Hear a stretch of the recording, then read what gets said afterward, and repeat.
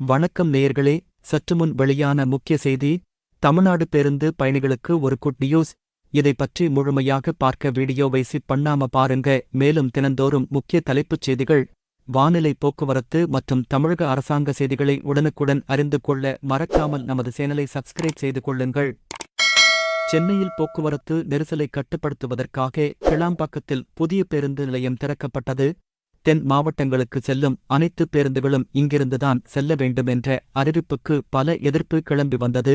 இதனை எதிர்த்து வழக்கு தொடரப்பட்ட நிலையில் அந்த வழக்கின் மீதான விசாரணையில் தற்காலிகமாக கோயம்பேடு பேருந்து நிலையத்தில் அருகே உள்ள ஆம்னி பேருந்து நிறுவனங்களின் பணிமனைகளில் இருந்து பயணிகளை ஏற்றி இறக்கிக் கொள்ளலாம் என நீதிபதி தற்போது அனுமதி அளித்துள்ளார். மேலும் கிளாம்பாக்கத்தில் இருந்தும் பயணிகளை ஏற்றி செல்ல வேண்டுமென்று தெரிவித்துள்ளார்.